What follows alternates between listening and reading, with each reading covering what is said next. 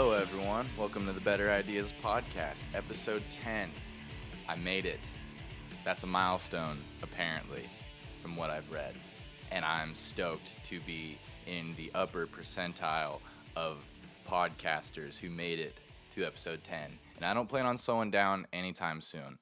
So, I got a treat for you guys today. As the occasion demands, I felt like I should do something special for this episode, so I got in contact with Jordan Redmond, the lead singer of Sweet Ascent, and we were able to get all four of the guys together in a room, which is pretty hard to do if you're not getting them to play music. So that is an impressive task on its own, and we were able to orchestrate it, get them all in my living room, set up a microphone, and just talk about Sweet Ascent and how they all joined the band and how they just kind of how their lives all led up to being a part of this and what it's been like being a part of Sweet Ascent for the past year or two.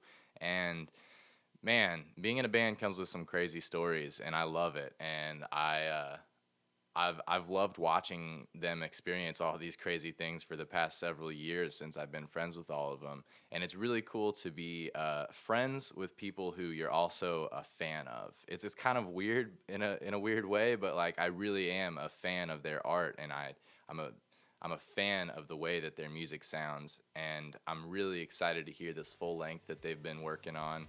And yeah, I'm excited for you guys to hear this conversation, so I'll keep this short and I'll get to it. Yeah, so I don't really have much planned other than if you did have something planned, it wouldn't happen when these four are together. So that's what I figured. So I'd like to just start off by saying thanks for doing episode 10. This is like kind of a milestone for me. Episode X, dude. It's gonna have facial recognition. Yeah, definitely. X. No buttons though. No buttons, but all you have to do is scan your face to listen to this podcast. No, but I wanted to do something like really cool for episode 10, so I'm like, I wondered what it'd be like to have four people on at the same time. You're never gonna do it again after this. Yeah, this will be the first and last time I ever have that. Honored.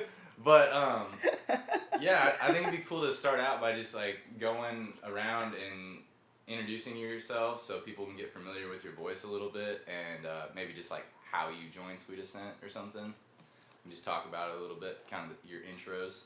Shall we go? So, Jake. I'm Jake, and I play drums in the band, and I ended up joining the band as a touring guitar player, and I'm not a guitar player. It was dark times. I did like 3 weeks with them, and then they called me a month later asking me to play drums in a music video, and I'm still here. Nice. And then after we filmed the music video, we were like, "Do you want to like do this?" And you were like, "Yeah, let me go home and make sure he goes home." And like, I think he'd been home for the drive's 8 hours. Yep. So you called me 9 hours later and said, "Yeah, I'm in." Just go home and sit in your room and think about it. Well, I was playing guitar in a metal band at the time, and I'm not good at guitar at all. Yeah. But I was like, I could play the parts, and I could play like maybe a C chord. And I went home. I went home, and I was like, I kind of really like playing drums, and like, you know, Sweet Ascent's a rock band, so I'm kind of into that. And I called up my band at the time. I'm like, I think I'm done. Like, I'll play the rest of the shows with you guys, but I think I'm done. Oh, dang. So then you moved here? I was in the band for 6 or 8 months. Yeah, about half a year or so, and then I was like, I think I'm gonna move to Lawrence. And yeah. I kind of just uprooted my whole life and moved here. I like quit both jobs. I moved out of my apartment, broke up with my girlfriend, and now I'm here. I remember when Bobby and I were talking. Because at the time, Bobby and I were the only two members. I was like, Bobby, we should ask Jake to join. And Bobby, kind of in that like nonchalant Bobby way, goes, yeah, but he should play drums. And I was like, yeah, you're right. Well, it stemmed from... Yeah, you're right. we did that because we had such a blast like touring with Jake, and we were like, yeah, let's do it. But he should play the drum. Well, we did that tour that I played guitar on, and we had and you taught we had 3 drummers, and I taught the first 2 how to play the song. And they were like, you should probably play drums. Well, because that tour was so messed up, and we had so many people drop out, and like we probably should have just canceled it, but because when one drummer dropped out, Jake was already going to be playing drums, and we told Jake... Jake was already going to be playing guitar, so we told Jake, and he quick was like, I'll run over the drum parts, so he was ready, like, just in case he was going to have to drum instead of play guitar. Mm-hmm. But we ended up... It was a shit show. What a nightmare. Yeah, but it... It did end up being an awesome tour, though. There were cool parts to it, for sure, and it was a big learning experience of, like, okay, we can't just start this thing right back over and expect to be where we were at. So we took the rest of the year off. We literally did. Like, after that tour, I was like, nope, like, we're going to regroup and be not like this next time. Okay, so Jake, you joined after the almost demise the of dark times, the dark age. I joined in the darkness. He joined in like the fourth quarter of the Dark Ages. He was fourth quarter of the Dark Ages, so he experienced the Dark Ages, but not enough to where he like lost all his hair and not enough to kill the band, obviously. So that's good. Yeah. All right, so Jordan, we know how. We got your whole story, I think, on episode 3 for the most part. Was it 3? Was it 3? Was it 3? I don't know. I think so. It's your podcast. I'm pretty sure it's episode 3. I'm Jordan. I started this band when I was 18, and it was the worst decision I've ever made. Yep. Sounds about right. Who's that? Alright, what about you, Bobby? I love how we're going, like, left to right, even though it's a podcast, so it's like, we could be going... Yeah, it doesn't really matter. Could have gone in chronological order, actually. Yeah, that would have been funny. But I'm gonna go by order of importance. Code will just edit it into... right. So good, and I'm Bobby and Jake. Yeah, no, I'm Bobby, and I joined this band when I was... was it 18? You were 17. 17? You turned 18 pretty shortly. That's too young to throw your life away, kids. Yeah, but I joined for the most part for like a year, I think, and then took like 6 months off. And is that when you went to go find yourself? Yeah, dude, I went and regrouped, man. I lived with like a minister, and like it was pretty radical. Not literally, but... Took a Sweet Ascent sabbatical. Yeah, I took a siesta from Sweet Ascent. And then I was like, alright, fine. So I came back and, yeah, it's been a ride. Yeah. Yeah, it did. So that was your only break, though, right? Like, yeah. 6 months or so. Yeah, dude, he's been my ride or die since then. Yeah. I think you should start dressing how you guys did in that first Oh, cover video God. that you did. When you had like didn't you have a mohawk? Everything but the mohawk actually is pretty accurate. It's about coming back. Yeah. Everything but the mohawk. With this new album. I gotta find a wallet chain. Alright, Alex, you're like the newest, right? Technically. I guess technically, Yeah, but also siesta not also. technically. Dude. Because I guess I was a part of the band before Jake joined, but then I left, and then while I was gone, Jake joined, and then I came back. Yeah, we have a lot of, Alex has been around for a while. Yeah, because first, actually, the way, I don't know, I knew John, the original guitar player and backup singer, and just from one of my old bands, and we listened to each other's stuff, and wanted to hang out sometime. Sweet Ascent and my old band, At First Glance, actually played a show together in St. Joe, Missouri. Yes, sir. And that was the first time I'd seen the guys. I was like, dang, these guys are awesome. And I just wanted to hit the road. Like, I just wanted to travel regardless of what I was doing. So John was like, yeah, I heard you want to travel. Want to come run merch or something? I was like, sure, why not? Like, I don't see any point in, like, not doing that. So I came, ran merch. I was like, yeah, this is fun. I like, I don't know, sleeping in a van didn't bother me. I liked going different places, seeing different stuff. Yeah. And then Mikey, the old bass player, I guess he was kind of wanting to start doing other things with his life, so I started filling in on bass. And I've always been a guitar player, but bass wasn't too hard to pick up. And so I bought a bass rig and all this stuff so I could travel some more. We went on that Reckoning tour, which is sweet, coast to coast, about a month long, and great experience. And then we did a couple more runs, and I was like, man, I had some things in my life that were like really kind of pulling me away from music, like the girlfriend, the whole thing. I was like, I don't like you being gone so long, this and that's not what I thought it would be. And You know, just being broke and like, I don't know, just another thing, playing bass as a guitar player. I wanted to be a little bit more intricate. It was kind of, I don't know, it was just kind of not really my thing. Yeah, that's like what we talked about in that when I ran merch for you guys for that 10-day run. You were talking about that, and then that was like when you took your break, I guess your leave of absence. He quit on that run. You were with us on. Yeah. I forgot about that. That was kind of, from my understanding, that was the beginning. That was of the beginning of the dark dark ages. ages. Yeah. Unofficially, yeah. Oh yeah, that was the beginning of the dark ages for sure. Yeah, because it looked like it got pretty rough after that. Yeah, it was after that, but it got a little rough for sure. Yeah, I left, and then John. I remember when John, after I told him that night, after I let the guys know that night that I was gonna be taking a break, you know, I got this job offer that was gonna be paying really well. I was just gonna try the normal thing, you know, have a good job and see how that goes and try to please my girlfriend at the time, you know. Yeah. And then John told me, he's like, "Dang it, dude." I was like, "What?" I was like, "I know, I'm so sorry." He's like, "No, like, I've been planning on leaving, so this is like gonna make it hard when I do." I'm like, "I'm sorry. This is gonna be hilarious." And so it was just like, it was bad. And so I left, and I got this job, and I was working at this factory, and I was making good money, like great money. I got promoted to a job that usually takes people 14, 15 years to get, and it was I wasn't used to making money like that, but I don't know, I just found my life just revolving around work, and like on my day or two off, I was doing nothing but resting or trying to just like, I don't know, mentally regroup because I had nothing kind of fun or exciting going on. Yeah. I mean, I would be able to go out and do stuff, but I'd always catch myself looking at guitars or looking at rigs or wanting to play shows again, but I don't know. It was just such a hard thing to do because every time I thought about even leaving that job to rejoin a band or start something up musically, I would get promoted. Literally. It's like they knew somehow. Yeah. Like, I would be like, all right, I'm going to put in my 2 weeks. Like, after I get this next check, I'll be sitting good.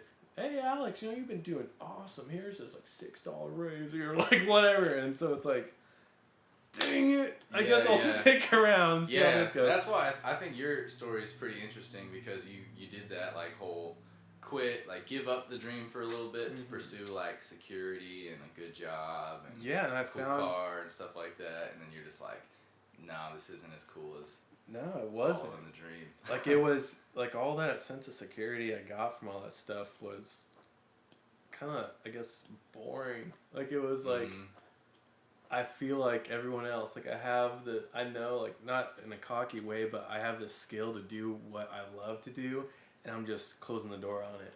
Yeah. And I have the resources to tour, I have the availability to do that, like, but I'm choosing not to, and so many people would wish to even have that in a small level.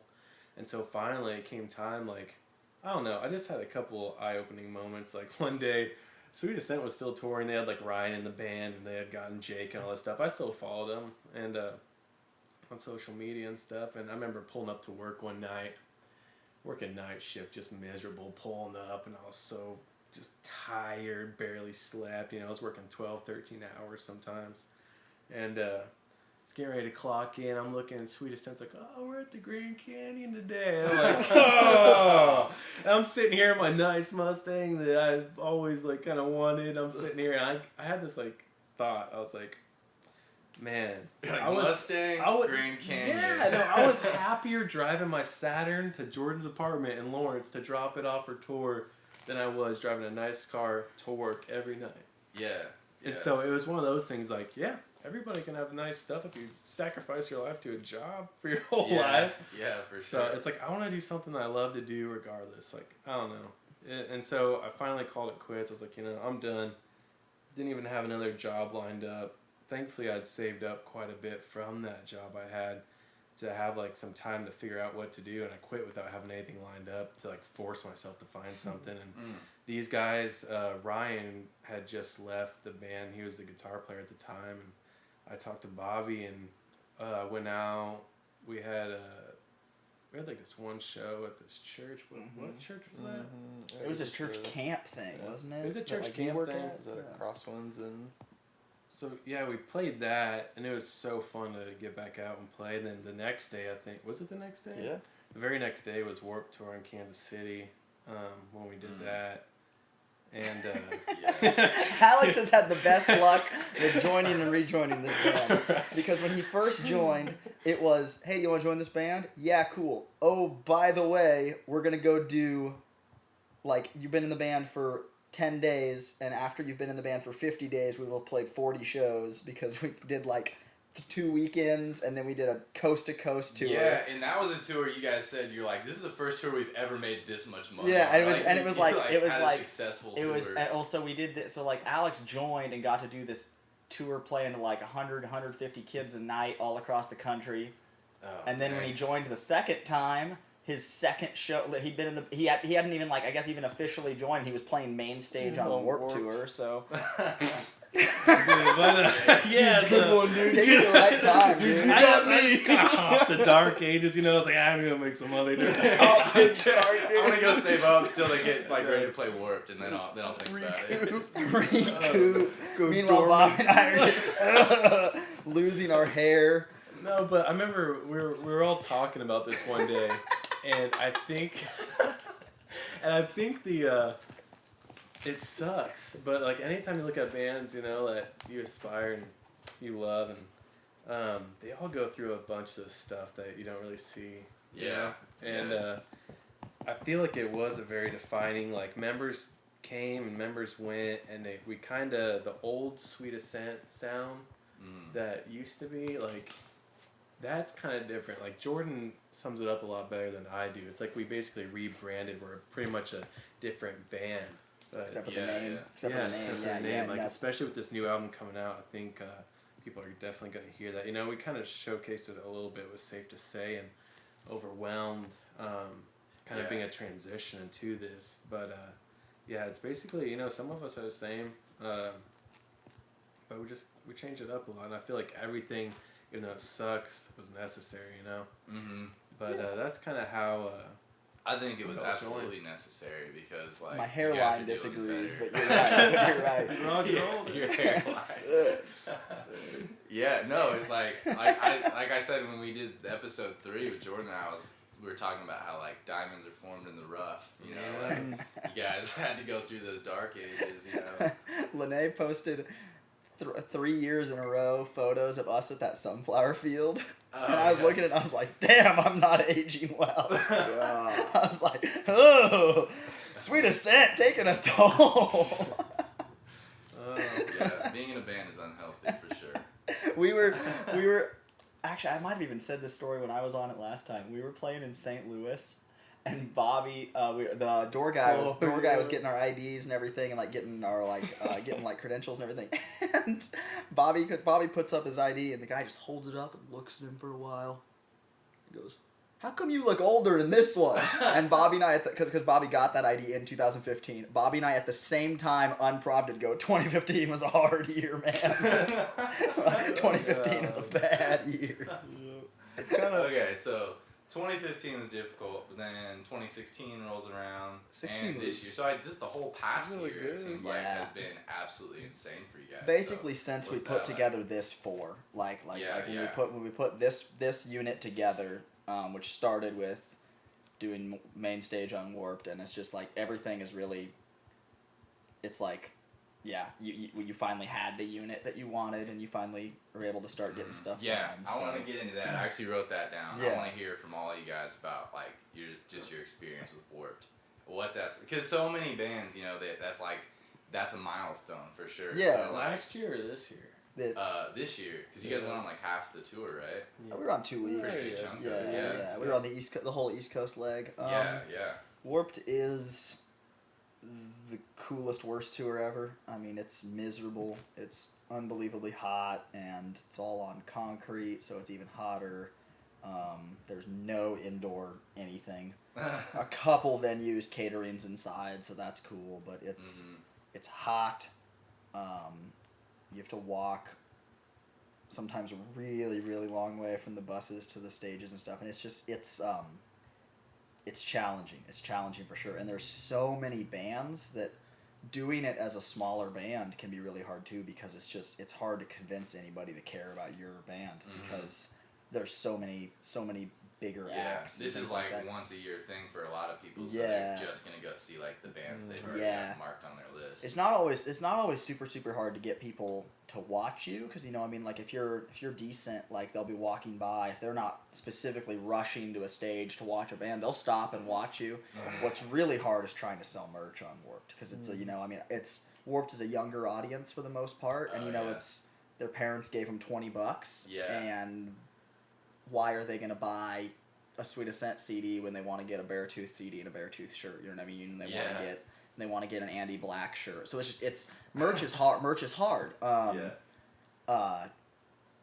so that was kind of our big thing with it, was our crowds were bigger than we expected and our sales were lower than we expected. So it's awesome. It's an amazing experience. But it's definitely not like, it's not this glamorous dream that a lot of people think it is. It's very hard work. Like, I don't know if you've ever seen that documentary No Room for Rock Stars. One of the guys showed it to me, one of the guys specifically says there's no room for rock stars on the Warped Tour, and that's accurate. Like, everybody is treated equally, and it's pretty much everybody. Pennywise. Everybody is treated. Well, Warped treats everybody great, but like. The whole like Warped Tour as itself, everybody is equally treated like shit. You know what I mean? Yeah. Like, it's just like it's hot, you're miserable. Like, it's just it's a rough one, but it's a blast too. You have to kind of learn to accept like how it is. Like, some bands, I couldn't believe some bands they're outside the whole time. Like they set up a tent outside of their trailer and they're like sitting there the whole day. I asked a couple of them why, and they're like if you just stay out in the heat, it's not as bad. I don't remember who it was that said that. It was a kind of makes sense. It was some older dudes. Probably, it might have been like Bowling for Soup. I don't remember, because they were parked by us one day. They always had a tent. I don't know. It was a band that had been doing it for a while, and they were all just sitting out with some beers in lawn chairs in their tent when they have a bus with a generator, and they're like if you stay. I asked him, and he was like, if you stay out in the heat, it's better. And I probably should have done that on Warped, because I was always like running to the bus and like sitting in front of the AC for 3 minutes, then running back out, because I don't do well with heat. I don't do well with heat, but you got to kind of just embrace it. The ones that blew my mind even more than like the ones that stayed outside all the time were the ones where like everybody's running around in like shorts and a tank top, and then you had like those bands like New Year's Day where they would be running around all day in like these full get-ups basically with all this makeup caked on them. Like leather. Always, big. Yeah. I would pass out. Yeah, I couldn't do it. And there was one guy, their drummer had broke his like foot or something like that. He was on crutches the whole tour. Like, all Warped Tour. I saw him hobbling around with crutches every day, wearing like a leather jacket and jeans and boots, and I was like, what? That is insane. Yeah, there's no way.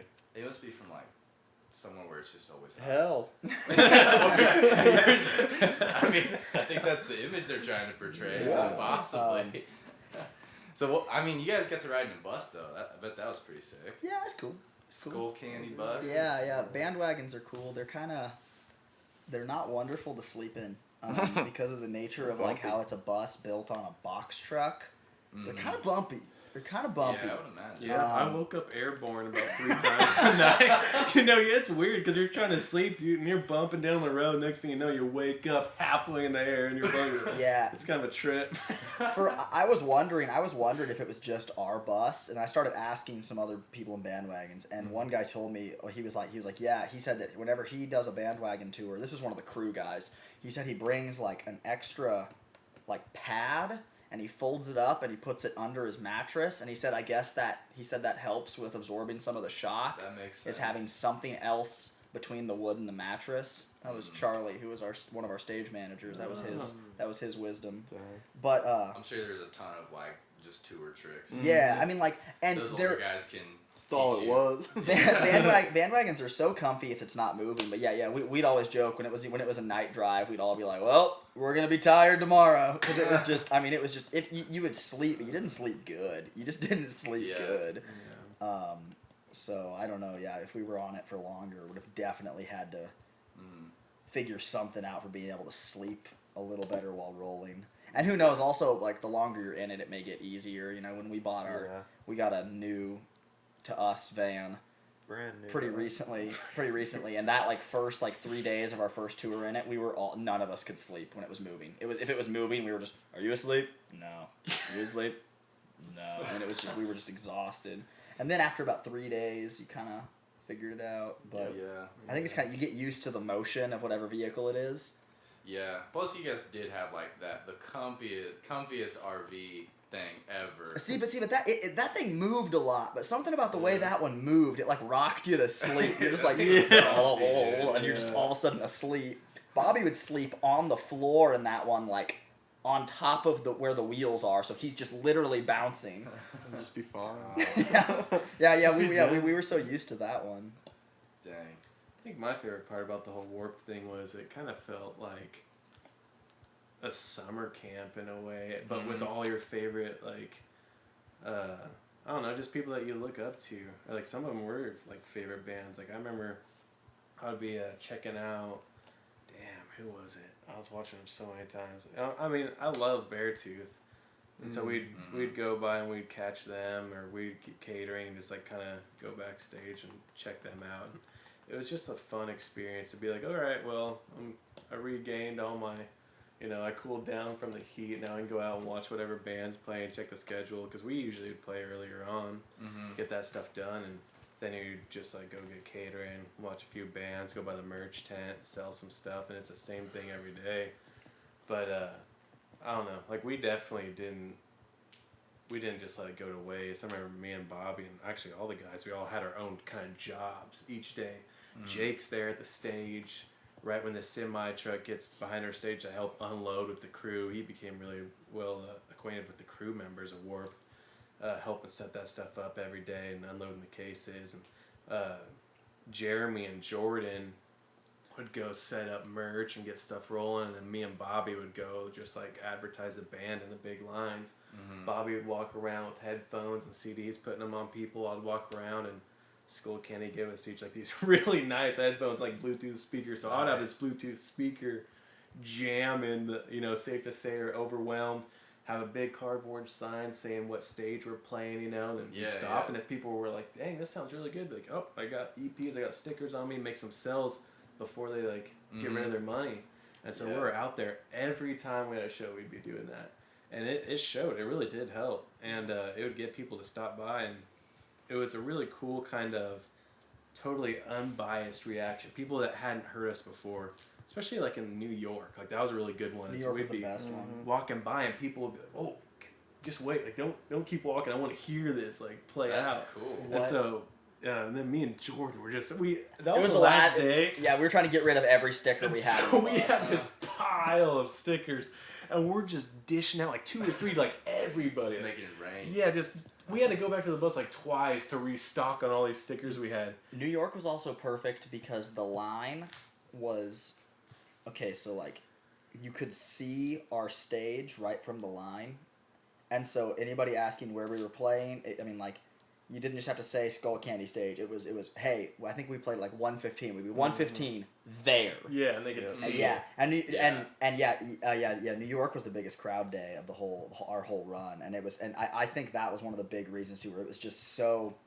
And that's another thing with Warped is good days and bad days, and sometimes just where your stage is that given day can dramatically affect how your day goes. And I think that's one reason why New York was so good. We were in the best spot. Yeah. Like everybody had to go by where we were. We were playing early. So if you're a new band, it really depends on the layout of the venue and stuff. Oh yeah. There was a couple times where we would be on an amphitheater stage where like you think amphitheater stage, and those are obviously the best because the stage quality itself. Unless it's further away from all the others. others. Yeah, dude, if there was times when kids would literally, it'd be like a mile walk round trip to get from where they wanted to be to the amphitheater and back. Atlanta. And you got to convince kids like, hey, I'm this band you've never heard of. I know you got 12 other bands you want to see today, but if you could take 40 minutes to go walk over, watch my band, and then run back. Like, it just wasn't. Yeah, that's crazy. Atlanta, they had to go up a hill and over find it, and over. basically. Yeah. Dang. So, Yeah, see, I've never been warped at any other location. So we were stoked at first, our first amphitheater one. We're like, oh, this is gonna be sick, and it was definitely cool. The sound quality, like Bobby said, it was awesome. It sounded great, and the crowd wasn't bad either. But it was also extra hard to get them to go find your merch and stuff because it's so far away. Because sometimes whenever we're playing the normal stage, the tent, our merch tent, wouldn't be too far away. Yeah, you can see it from the stage. Yeah, like, it's right over there. Like, come meet us, buy a CD, get some stickers, whatever. Amphitheater, you would have to walk. I would get lost. I knew where that thing was at, and I would get lost. I'd be like, where the heck is our tent? I could just be dumb, but I don't know. But, yeah, that was the downside. It was, really cool crowds, and then just so hard for merch. You'd have to try really hard on those days. And then, yeah, New York was kind of refreshing because it was a break from the amphitheaters because we had a couple of those. Yep. Amphitheaters are great for load-in, too, because the trucks just pull straight up to the stage. Mm-hmm. So you just pull out of the truck and straight onto the stage. That's what Jake did every day. He loaded all our junk while they were running lines, and I was getting merch and junk like that. So did you make friends with all the legendary roadies of Warped? I met a lot of the cool roadies. There's a show, Warped Roadies. I met just about everyone that still does Warped. Yeah, because Kenny wasn't on this year. Yeah, Kenny wasn't on. We met him last year. Peace. Yep. But the amphitheaters are cool because you're not in the sun. They're not air conditioned or anything, but it's just this huge indoor overcast that there's no sunlight ever. And so you walk into it and it's immediately cool. You're usually pretty close to catering because it's near all the buildings. Mm-hmm. And also when you're playing the outdoor stages, behind the stage, all the bands set up tents, and that's where all your stuff sits. You can get out of the sun for a little bit, but in the amphitheater, you just kind of pick a corner and you build your own little nook. Yeah. So, and we didn't take very much stuff, so we had a borrowed drum set and a couple, amps and guitars. So I just kind of built a desk until we had to go play. That's and then awesome. So you guys didn't use your own gear? We did some of it. We were able to bring our me and Bobby were able to bring our rack cases with our head in there and our effects, and they already had the orange cabs. Pretty much same thing. They have the same kind of speakers in there. So all we had to bring was our racks, our guitars. Jake We brought some cymbals and pedals. And then we brought some in-ear stuff. Yeah, Then we condensed that down to this tiny little suitcase. Yeah, because we were flying home, so we had to really. So we wanted to make sure we were traveling as light as possible. Mm-hmm.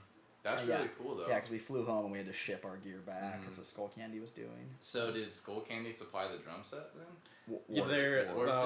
The Skull Candy stage had its own. It had a full backline kit. Every stage has a full backline that you can use. Mm-hmm. You just not every band does, and some do. They use a lot of the bands use the cabs because you still want your own head and you still want your own drum set. It just depends. That's cool. Cool. There were some bands I think it was War on Women. There were two guitar players. They showed up with just two guitars, and they just used all the because they had that tiny trailer. Their trailer was a 4x5. Their trailer, little teardrop trailer. Yeah, their trailer on the back of a bus. Dang. Yeah, their trailer. Yeah, their trailer held guitars and merch. That's it. So so they were using the full back line. Pretty cool. Beartooth is using the backline cabs. Yeah. You know what I mean, it's just handy, because also you put all your gear orange cabs. after day one. You put your gear into the semis, and so your trailers are just pulling your merch. So it's just easier. The truck for the stage has it. And it gets loaded out, and you walk to the stage, and your gear's sitting there. That's pretty cool. And then you have to set it all up. But if it's just they pull the cases out every morning. So.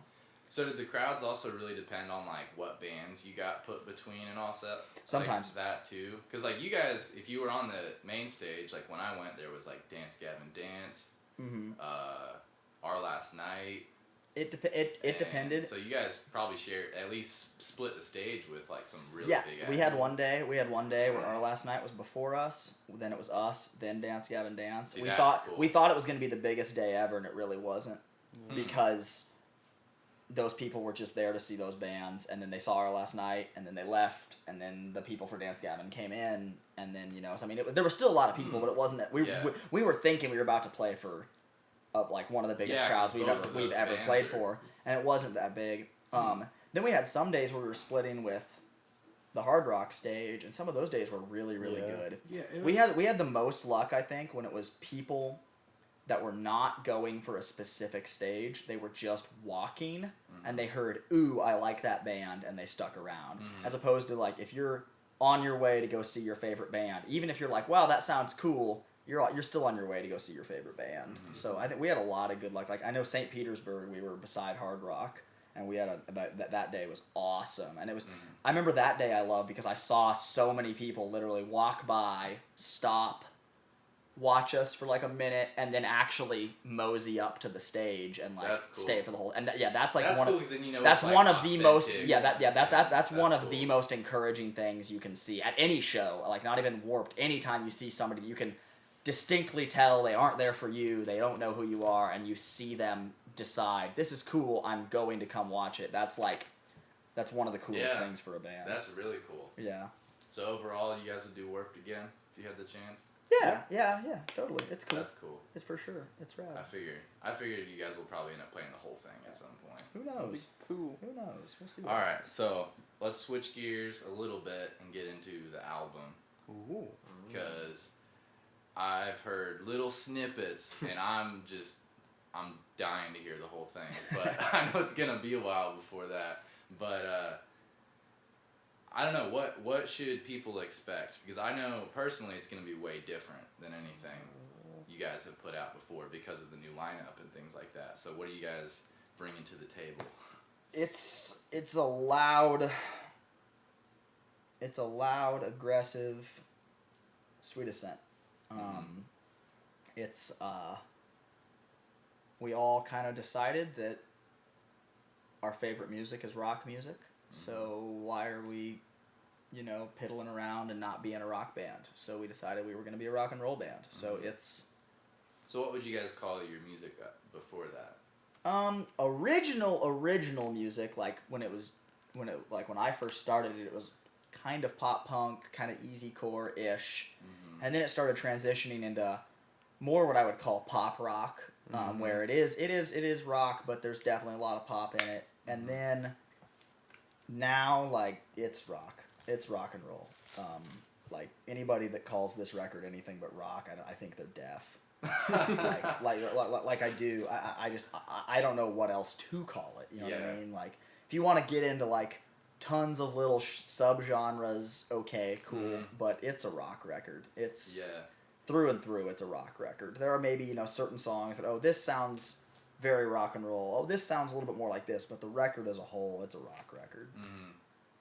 That's awesome. I'm so stoked to hear it. Yeah, Definitely, and really safe to say, and Overwhelmed are, I guess they're pretty true singles as far as what to expect or what direction we wanted to head towards whenever we sat down and put everything together. There's definitely the stuff that's more standout-ish. Yeah.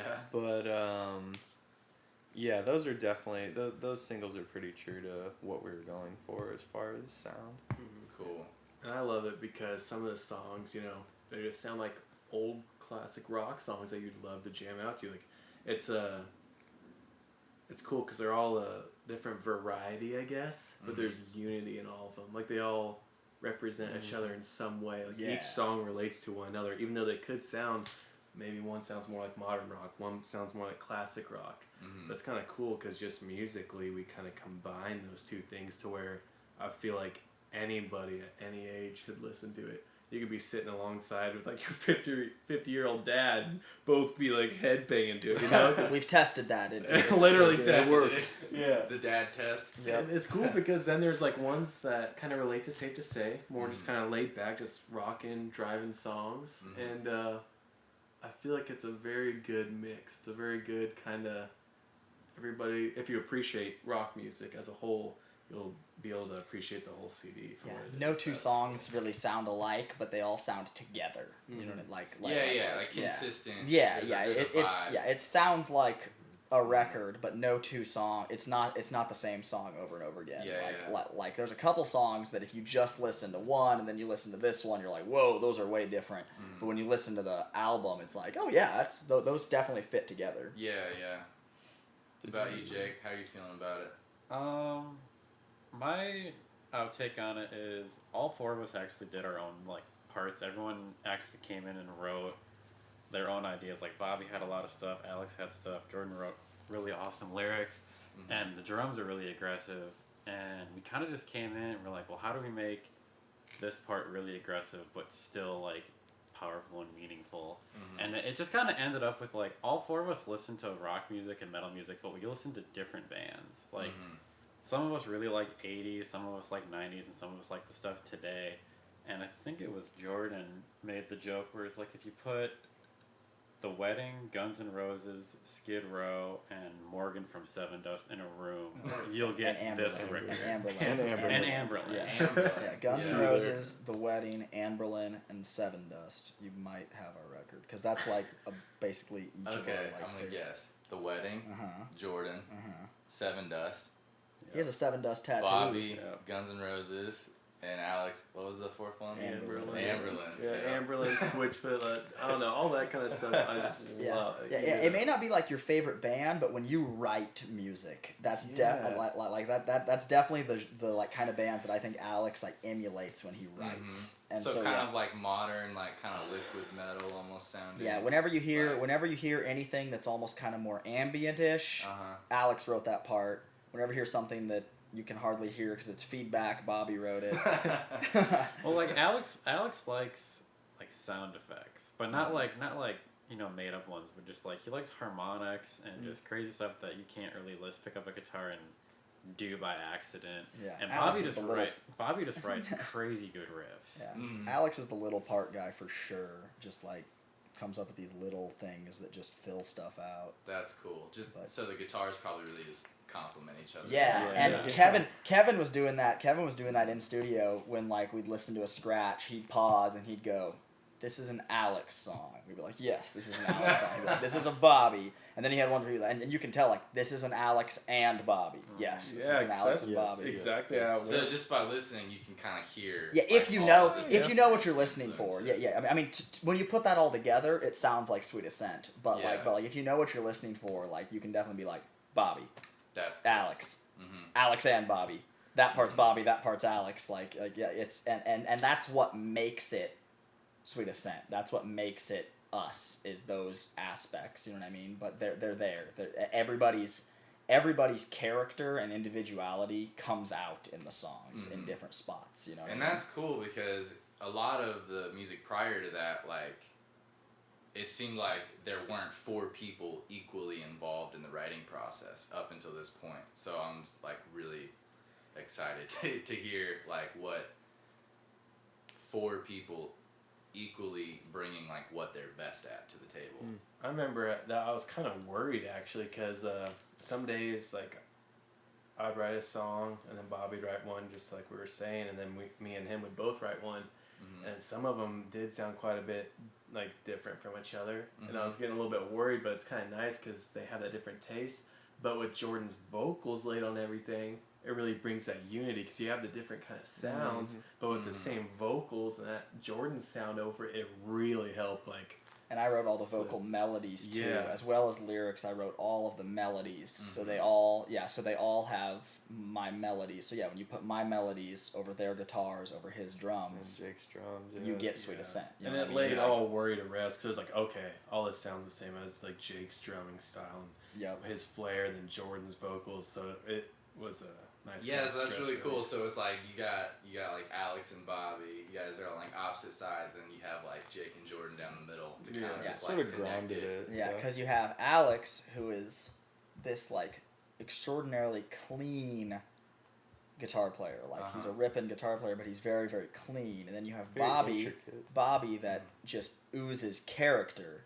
And Bobby can't make his guitar not scream. Like it's not, I don't know what he does, but like if Bobby touches a guitar, it's screaming at you, which is again, that's what makes That's what Sweet you Ascent. want. Yeah. That's not a negative thing. I was watching the other day. I was watching a documentary on the Foo Fighters, and Dave was talking about the different guitar players, and he said almost that same thing. He was talking about Chris and Pat, and he was like Chris is very intricate. And he was like, and Pat just.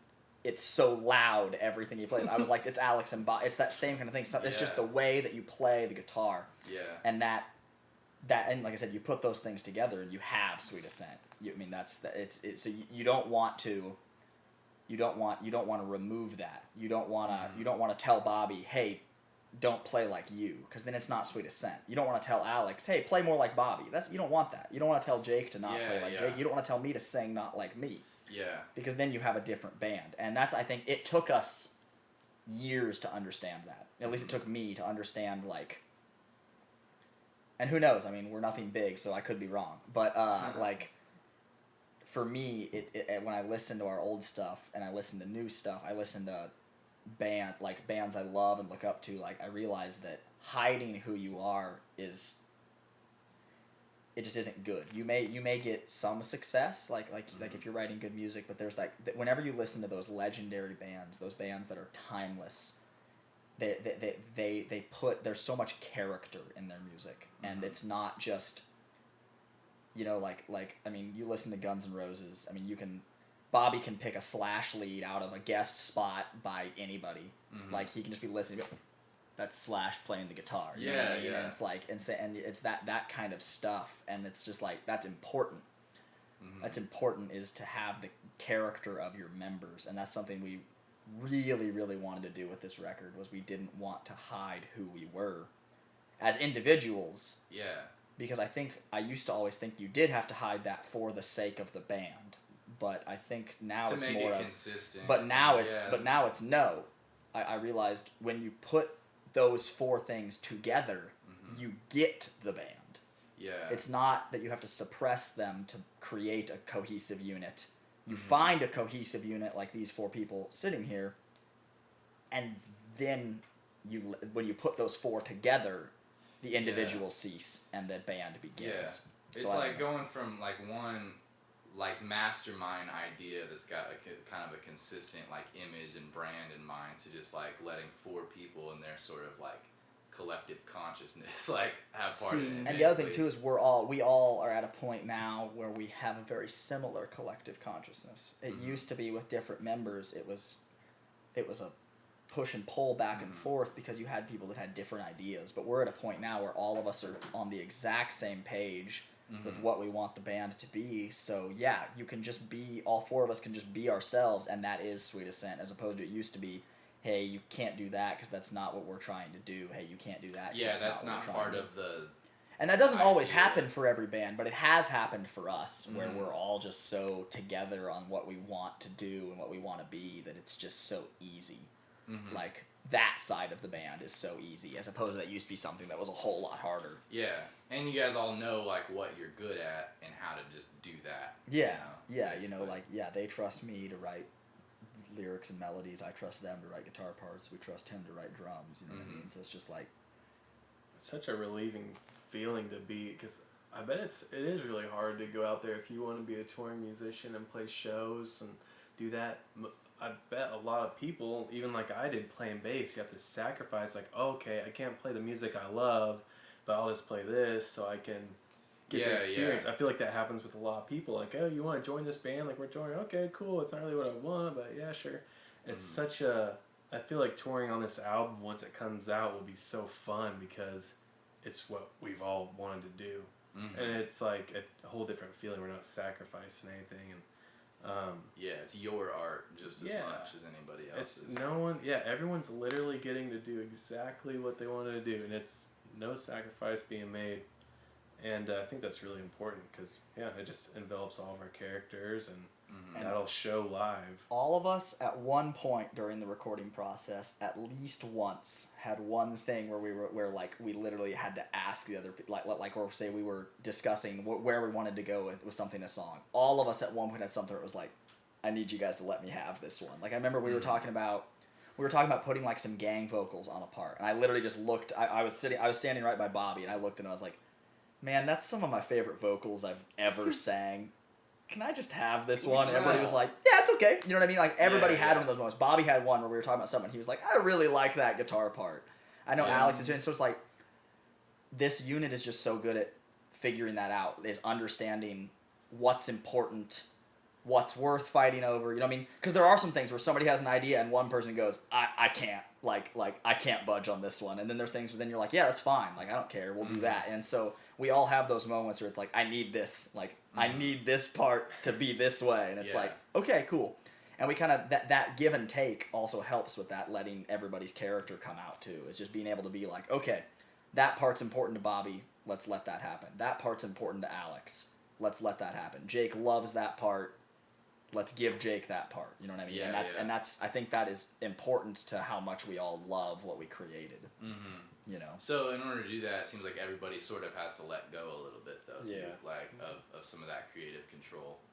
Yeah, and you just have to you have to learn like what's worth fighting for and what isn't. You know what I mean? Yeah, like pick there's your battles. Yeah, exactly. Because if you battle about everything, and me and some of the past members used to battle about everything. If you battle about everything, you just end up at each other's throats, and it's just every decision is a pain. And it's like you learn just like again, like we're very good about when something is important to one of us, we tell the other three this little thing is, rather than just kind of fight back and forth. It's like, that's important to me. What can we do? How can we keep this part? How can we do this? Because I really like this part. Mm-hmm. And it's just, I don't know. It might just be maturity with age and things like that. And it might just be how well we all get along. But and it's huge. It's key. It seems like you guys just have that lineup. Like, you found the lineup that's made it so that you can do what you're good at and just trust. Like, I guarantee Jordan, like, you trust that these guys are going to come up with something just sick. Yeah, so you're just like, all right, I don't have to worry about it. Versus I prior to that, any of the maybe you've music. been like, hey, if I don't write this song like myself, then it may not have that sound that you're trying to capture or whatever. Yeah. Which, so, I mean, I definitely relate to that. I've dealt with that before. Or might not get done at all. Yeah. Like, Yeah, that's been a fear before was just sometimes it's like, you have that fear of, if I don't do it, it's not gonna get done. You know what I mean? And that hasn't happened, at least not recently. We're still writing. Yeah. We've already finished this CD, and I'll still be sitting down just like sending these guys like new parts for the next one. So it's like, I don't know. Well, because we were talking about, we had a couple scratch tracks that didn't get used, and like I remember one time Alex was like, "Oh, we didn't use that one," and I was like, "It's okay, we still have it." Yeah, true. We still have it. Yeah, exactly. I was like it's not going anywhere. It can come up again.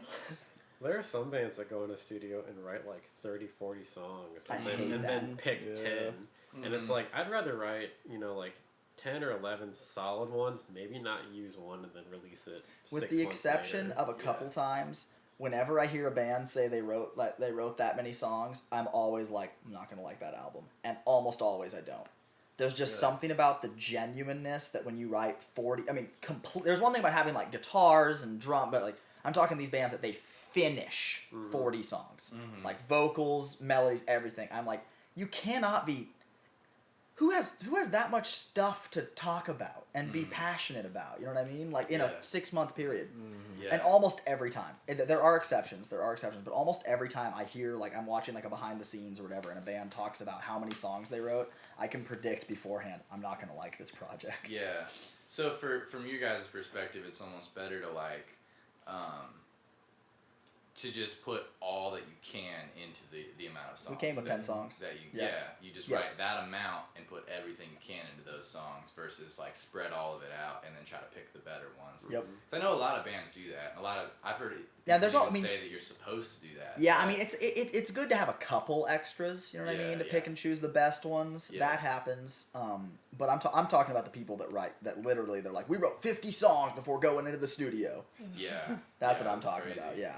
I mean, seems I know. Like kind of a waste of songs. I remember in an interview with Tyler Joseph from 21 Pilots talking about releasing Blurry Face. What Blurry Face is 12 songs, 10 songs, whatever it is. And he said like we wrote 11 songs. It's an 11-song album.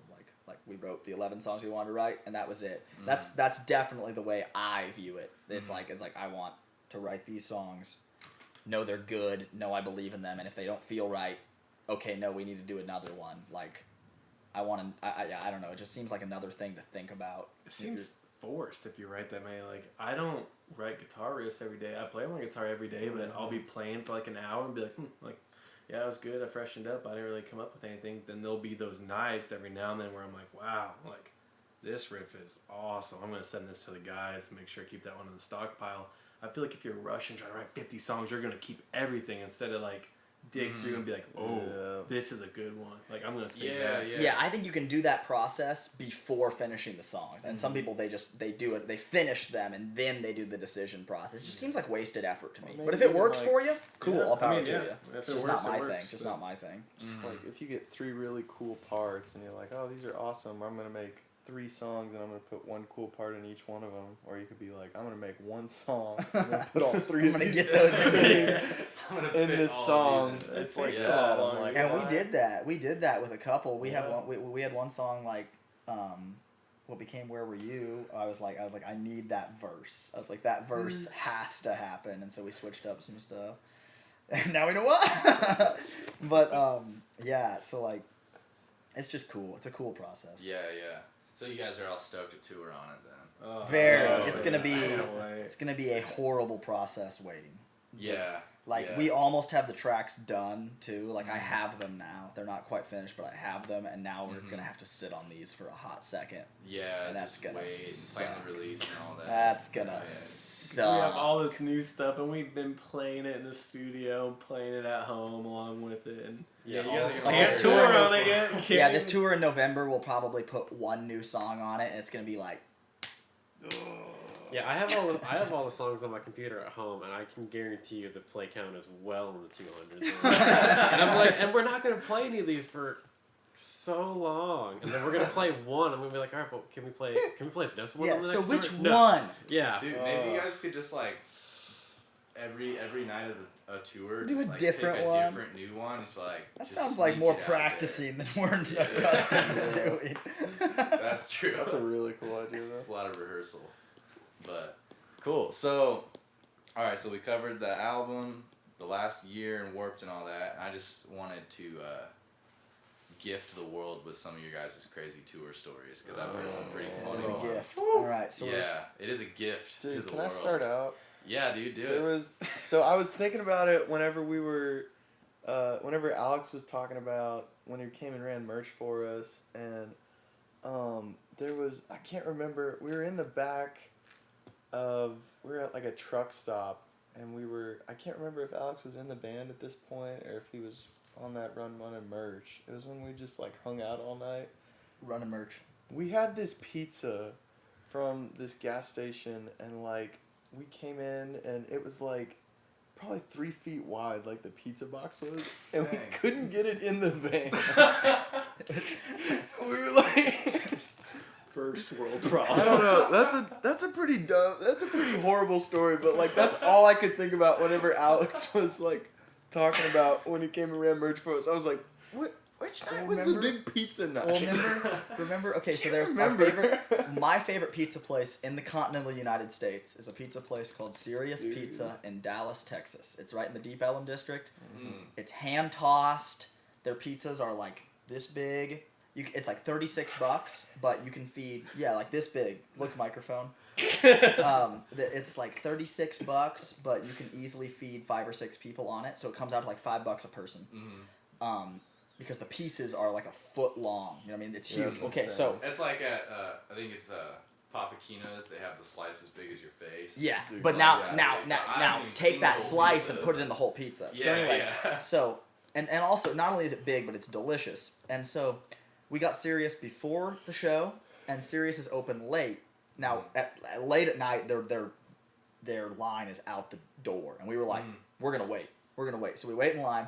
I'll never forget. This is when Dustin was still in the band, and Bobby and Dustin are holding this pizza, and they're like, "Yeah!" They run to the door. Dustin runs into the door because the pizza doesn't fit. The corner's there, and Dustin like, and like, then he had to go, "No!" And like the pizza was moving in there, but literally, I'll never forget Dustin's like just defeated. And then gets the just pizza all and slides to one side. yeah. It was Oh, depressing. man. That's like the most pop punk first world problem ever. Dude, Yeah. I'm telling you, if you're ever in Dallas, serious pizza's too pizza. It is worth it. It is worth it. It's so good. I haven't had it in like 2 years, and it's hurting my soul. We were talking about Warped. Okay, so we're in New York. All right. None of us, I don't think, have ever been to New York. It's late at night. Bobby is sick. He's NyQuil'd up and asleep on his top bunk. Okay, remember that for later in this story. So, Alex and I are up. Cause again, we know we're about to roll into New York, so Alex and I get up. You guys are already laughing. Alex and I get up and we're looking out the windows because we've never been to New York. I want to see New York. We weren't like driving to like Manhattan, but you could see it. You know what I mean? We're just doing that dramatic look out the window Yeah. of the bus. Yeah, because we were playing on Long Island. We were playing on Long Island, not Manhattan Island. And all of a sudden, I just hear Alex go, "Whoa!" And I was like, "What?" And he goes, "Did you see how low that bridge was?" And I was like, "No." And I start looking. Our driver has clearly got us on a road we are not supposed to be on. A bandwagon is 12'5" tall. Mm-hmm. That's how tall a bandwagon is. We are on a road that is not for trucks or buses, and these bridges are arced. The arc at the edges, the bridges are 7 feet tall. Yeah, at the edge. He is centering the bus and going under the highest point. Barely. And literally, okay, I'm not making this up. Alex and I are looking in the windows, and Alex is, at one point, we had one that was so low, Alex screams and dove onto the floor. He goes, "Whoa!" and jumps onto the floor while Bobby is in a top bunk. In the top bunk, like 8 inches from the roof of this bus, and I like kind of halfway wake up. I hear everybody screaming like, "Oh!" And I didn't know everybody was on the floor because they're worried that we're about to scalp our rig. And then our tour manager, It's like the whole roof. Just like, tour manager. And then I kept thinking, I was like, there's no way. We've got to be able to clear these. It's okay. Tour manager is up front at the bandwagon, calls me and goes, "Did you guys hear anything?" "No, why? Dude, we might have ripped off an AC unit." What? Yeah, So we stop, we exit and we stop, and yeah, we hit one. And it like pulled the casing off the We're window. like this far. We taped it down, and we get back on to find a way to get off. Get pulled over, and like this cop is just screaming at our bus driver because he's like, "You can't get on this road," and then we were on a road we weren't supposed to be on. God. Yeah, that was. Did he just like miss the sign or what? I don't know how. Alex and I saw 4, and Apple they're Maps. huge. They're huge. The signs huge say "No trucks." What did they think? "Oh, we're not a truck, we're a bus." But I don't know.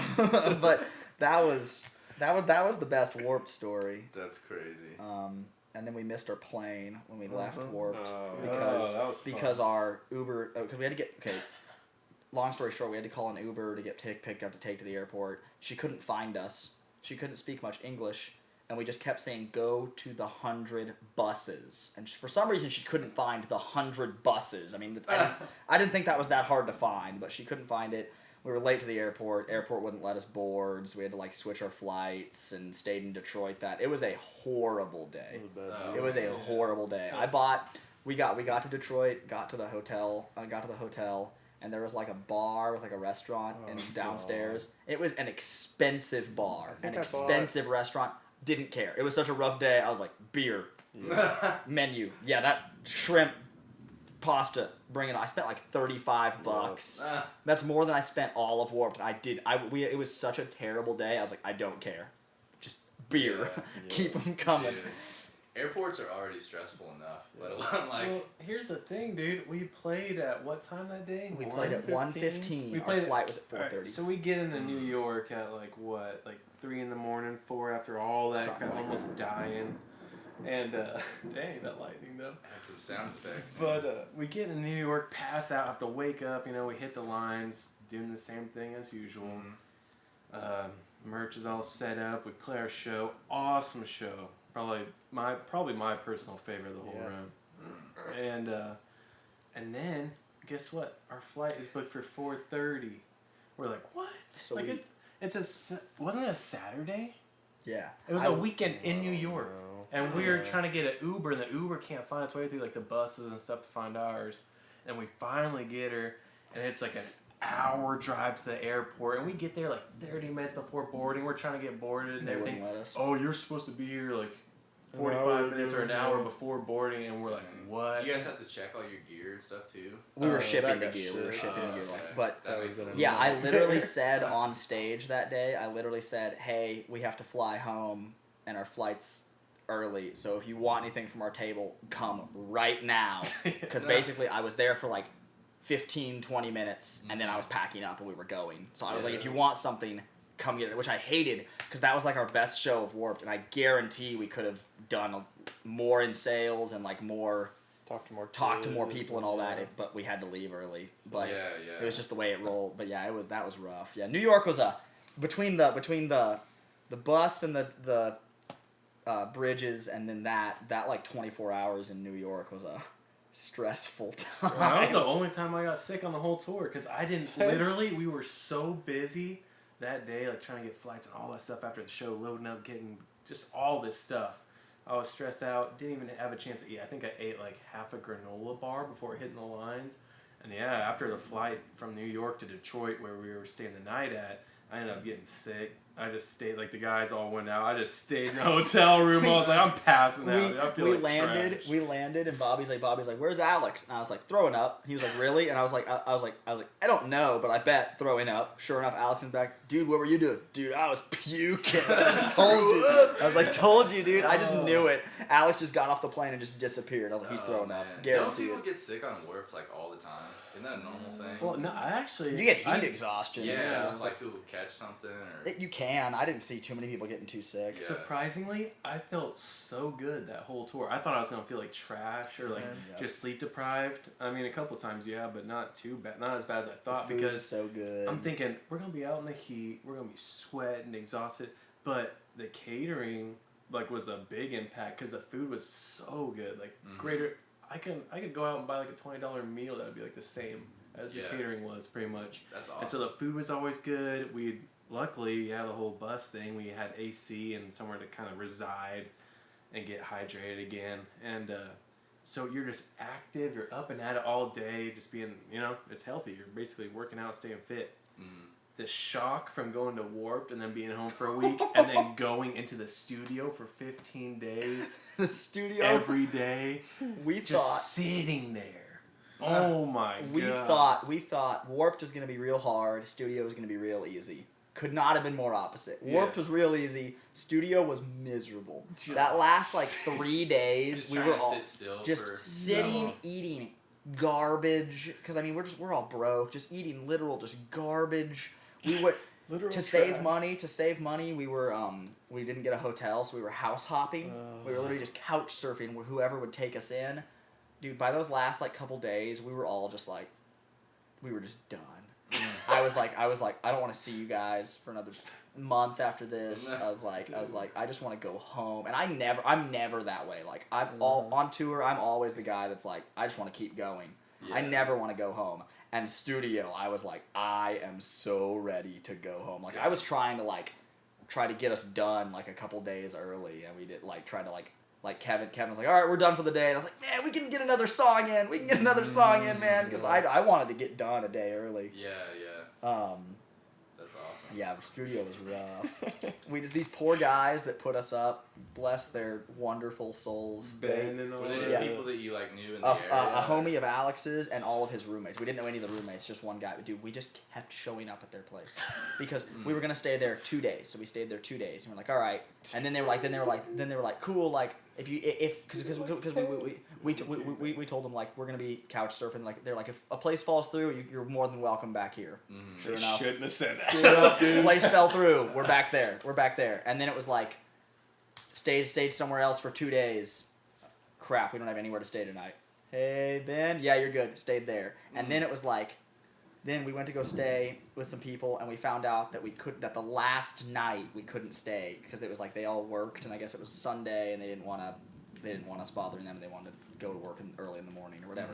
No big deal, but we had said bye to them. We gave them all hugs like that. We thanked them and all that. And then sure enough, 2 days days later, we were walking to their door, and one of them was like making food, and he just stared at us, and we were like, hi. I felt so ashamed. We felt like crap. Yeah, we went like stocked their fridge with beer. And we were like, you guys are the best, and they were so cool about it. But you could they were so cool about it. You could tell they were like, get out of our house, and we're like, we just want out of your house, dude. They're gonna expect some royalty checks from No you guys. kidding. They were awesome. But yeah, that was couch surfing. I would not recommend if you're gonna record a full length album couch surfing. I'd recommend saving some money and get a hotel.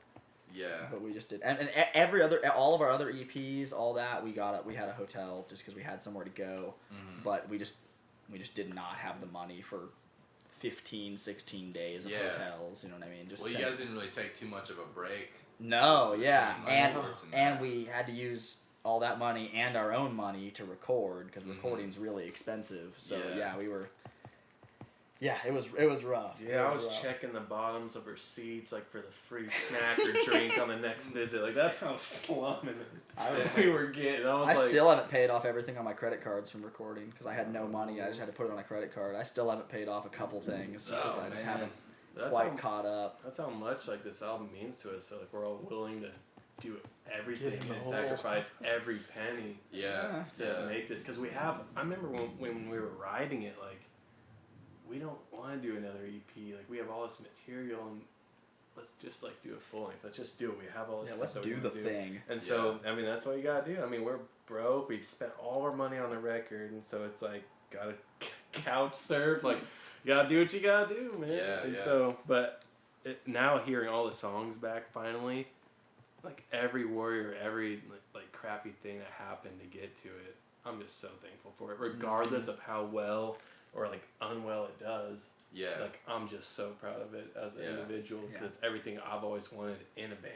Like you were saying, like you said earlier, Coda. Like, it's like I look back at starting this thing in 2012. You know what I mean? I look back at everything. I look back at 2015 and everything, and like, it sounds super cliche, but I'm gonna say it anyway. Like, it all led to getting here. You know what I mean? Like, if this band is ever going to be anything, it's ever going to do anything at a larger scale, this will be why.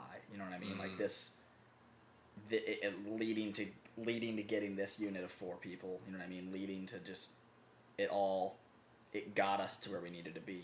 You know, and like I don't know if we would be able to do what we do. I don't know if we'd be able to write how we write and operate how the band operates if it wasn't for all of that stuff. So it's like, as much as it sucked and I wish it wouldn't have had to happen that way, but like it was important that it did, and I think that this project, whenever it gets released, I don't know when it's going to be, but it'll all be worth it, you know what I mean? It'll all be, whether this is the last thing we ever do as a band, you know what I mean? I don't know. You never know what's going to happen. You just never know. I'm not saying that's our plan, not at all. But you know, I mean, you just never know. But whatever it is, like it was worth it to get to this. You know what I mean? And so it's kind of. I think we're all kind of there.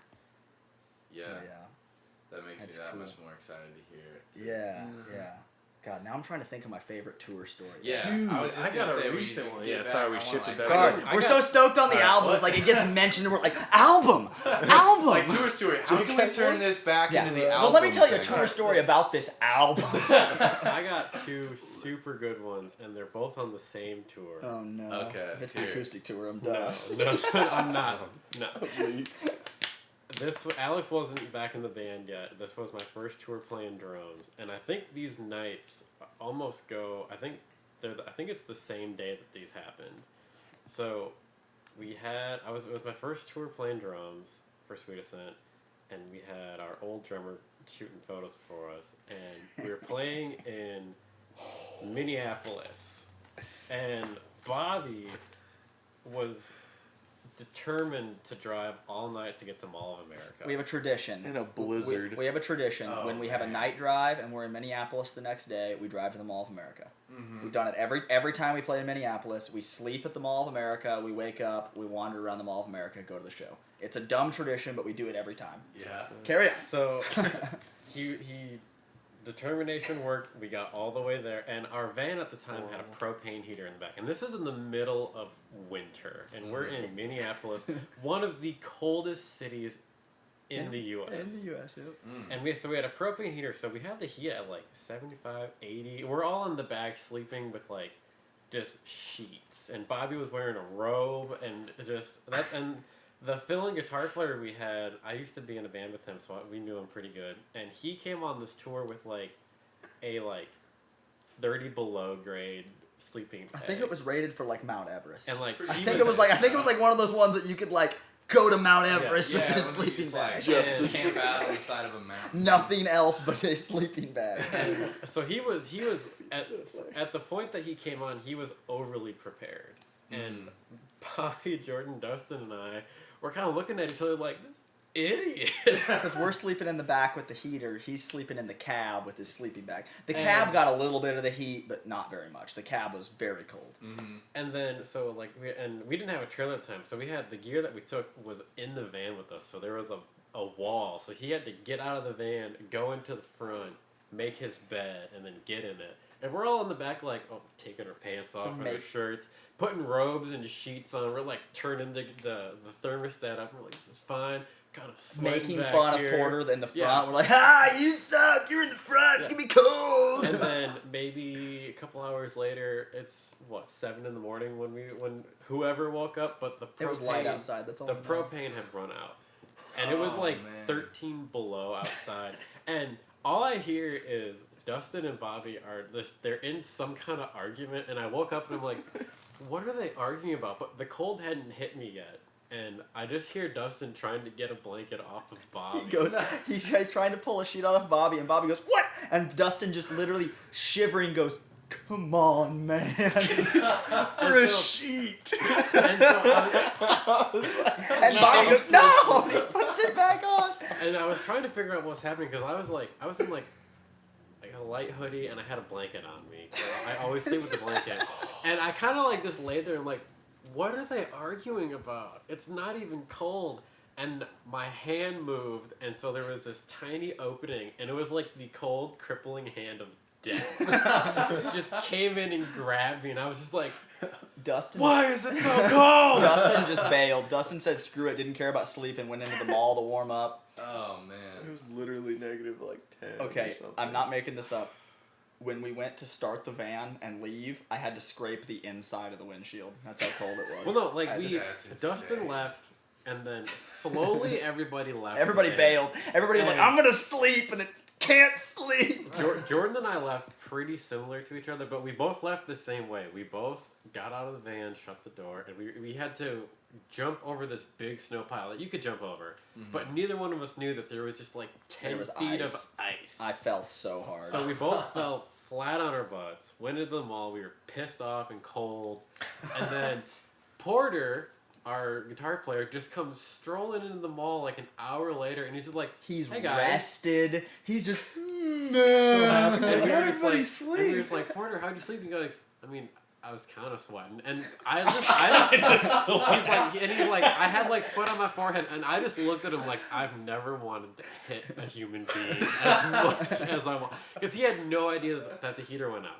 Absolutely no idea. Because it didn't change anything for him. Dude, we that were sleeping dying. bag. We were dying. Dude. Really worked. And the best part is we all had gotten together and talked, and we made our way back to the van to go to the venue for the day, and then we had realized at the end of all of it that in the midst of the nightmare that morning was, Bobby never left the van.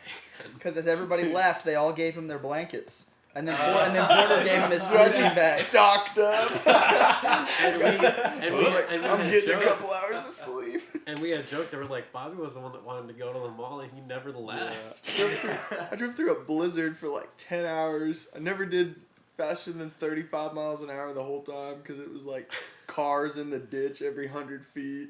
Oh, man, that sounds like a terrible get there. I remember that. Sleep for an hour. That semi went flying past, and you and Dustin are screaming. Oh, God. Oh! All right, so that's one of two. One, and then this is that show that we went to. We played the garage, and so we have like a small light rig that we bring with us, and it has all of its individual bulbs. And wait, where's the garage again? it's in Minneapolis. Burnsville. Okay. Burnsville, right outside of I Minneapolis. think I've heard of that before. It's a pretty cool popular venue. venue. It's Okay. awesome. And so we travel with this small light rig, and it's a lot bigger now. But at the time, I think we just had two We had towers. 2, and we were picking up the other 2 at your parents' place. Yep. And then, so you put individual bulbs in it, and they're like, the bulbs are like $7 a piece. So now, like, to light all of it, it's easily over $150, which sucks.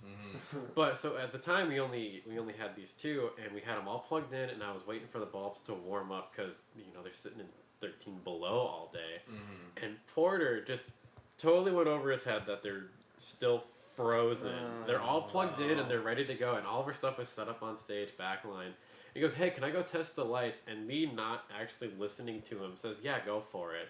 So he's walking away, and it was either Dustin or Bobby looked at me and he's like, "Is that a good idea?" And then it had occurred to me that he was going to put full power into these icicles. And he's up on stage ready to hit the on switch, and I was just like, "No!" They would have blown. They would have all And blown up. everyone in the venue was just like, "What's happening? Is the place on fire?" And I was like, "Don't do it! Don't do it!" Was that the same show that we played with Earth Groans and threw all their gear on Craigslist? No, that was No, the that next was- time. that was right.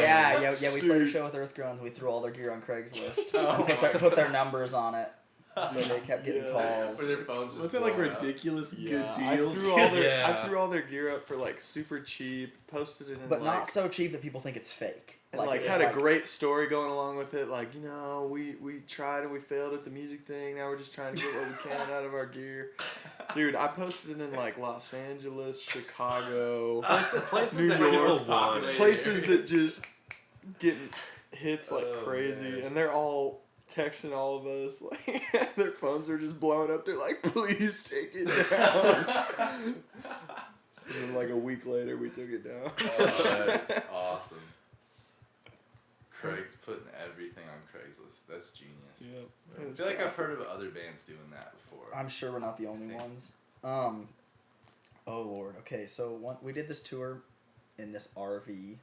Our van died and we couldn't get it fixed, and a friend loaned us an RV, and the way he described it, it did not sound remotely close to as big as it was. We got to the RV to discover it's a bus. It's a bus. It's gigantic. But anyways, we're doing this tour in this RV. This RV doesn't have heat. Again, that's a common thing. We're driving home from Kirksville, Missouri. It is 20 degrees, getting colder. Like by the time we got back to Ottawa, where the gear lives, it was 12. Yeah, it was like 12. It was getting colder.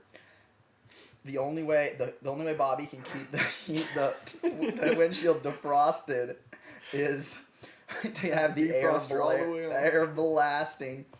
It is so cold.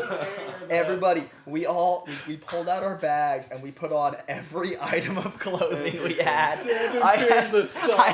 We had all these socks on, anything we could find. The phrase that I kept screaming for some reason was that, I don't know why, but when everybody asked how cold it was, I would yell that it was dick-ass cold. I just remember. I woke up and I was in like a ball and I couldn't move. Like I was like, I just remember Alex and I were standing up in the middle while Bobby's driving, and it sucked because we had to take off clothes to put on clothes. So I pulled my jeans off to put on a pair of non-sweat covered jeans that I put sweatpants over. We put on I was wearing 5 pairs of socks at one point, and I was wearing I think I put on a sweater. No, I put on 2 shirts, a sweater. I put my robe that I brought, and then I put a sweater on over the robe. Just bulking up in there. And this happened, and the best part is our photographer. This is reoccurring too. Our photographer Casey had a 0-degree sleeping bag that he was asleep. We in need the to buy a back nice bedroom. sleeping bag. Yeah, That's it a sounds lesson like we that. I have one, but I never bring it. Yeah, and then I just need to start. And then bringing mine. Bobby was yelling at Casey because Casey was sleeping in sweatpants and a light hoodie in this bag, and Casey brought gloves. He always has gloves, and Bobby was like, "Casey, man, can I get those gloves from you? And he's My just like, hands- no. My hands were. I had to grip the steering wheel, and I had this defroster on that was blowing cold air. My hands hurt. It's They were in 12 pain. degrees. I like couldn't feel them. They were like numb. I was like, Casey, can I borrow your gloves, man? He's in a sleeping bag, sleeping. He's like, nah, dude, can't get you these gloves, man. Sorry. I'm like, Casey, give me those gloves. Go back there and take the gloves. We get all the way to where we're getting. It was like 4 hours or whatever. Oh. As soon as we parked the van, where are my gloves? Where are my gloves at? Casey, here's your gloves. It'd have been a long night. One time our van broke down on the way to St. Joe, and we were just waiting for somebody to bring us. We were so close to the venue, we just called somebody. It was our radiator was doing something. We were like, all right, let's just get some water dumped in the radiator, and then Sarah's about to walk in. Oh, was she? Yep. Let's get some water dumped in the radiator, and then we loud will. wet dog coming in. Good. I was like, and then we'll get the 5 miles to the venue, okay? And Uh-oh. you're good. No, it's totally good. You're good. Pause for Jax. What a happy puppy. Pause for Jax. Alright. Hi, Sarah. Hi. Hello, everybody. Okay. Get back to your... Okay, our van's broken down outside St. Joseph, Missouri. We're on this Broke kind down of in hill, St. Joe. and we notice we're in the middle of the sun. We notice there's some shade up front, and I go, "Oh, sweet!" So I put it into neutral, and we kind of push it a little bit, and we roll it down the hill into the shade. And then we get to the shade. Okay, we were touring with this guy named Zach Robigo. We always called him Robigo. Rob, if you're listening, I love you. And Bobby goes, "Oh, this sucks. I don't have any phone service." And Robin goes out in the back, go, "Hey man, I got you." Put it in neutral, go, "Robin, go, give me a boost." And we force him to push it until Bobby goes, "Okay, I got service." I got But service now. we still say the phrase, "Hey, I got you, man. Robin, go, give me a boost."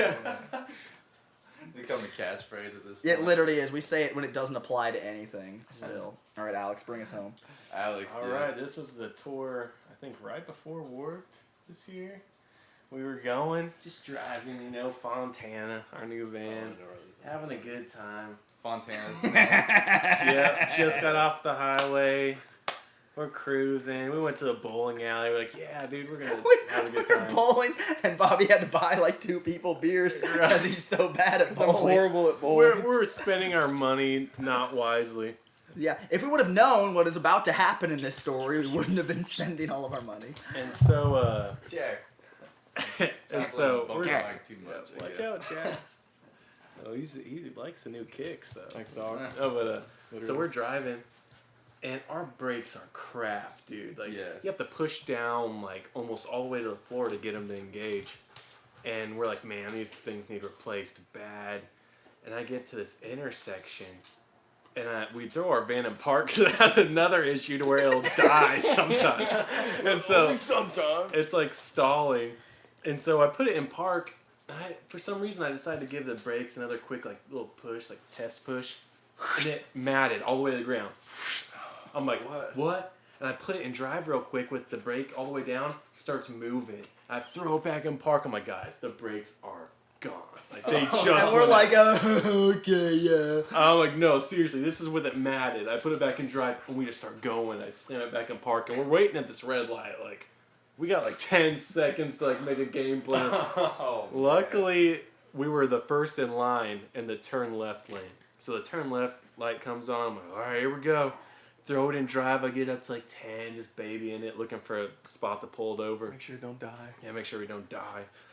And so I get it up to like 10. We take this corner, and then it's like a little bit of a downhill thing. We start going like 20, 30. Thankfully, there's like one car ahead of us, and it turns out of the way in time. And then we start going back uphill, and I turn right on this. Well, they were like telling me to turn right on this street. I'm like, there's no way we're flipping this thing if I turn down. Our phrase is capsize. Capsize. And so we keep going down this road, and it goes a little bit uphill. And so I turn on the next road, and we still have a little bit of momentum going. And I come around this like cul-de-sac. It's kind of a rounded street. And I just U-turn it in there, because now we're going like 7 or so miles per hour. Nowhere really to stop. And then I cut around the corner. I just came back, turned up into the strip mall, and old vans like that, they have that ghetto like foot parking brake thing. Yeah. Like as their e-brake, just slammed on that thing and just scraped to a stop. Oh man. Oh, it was so sketchy, dude. Like, and I couldn't stop thinking like, there's not a better time for that to happen.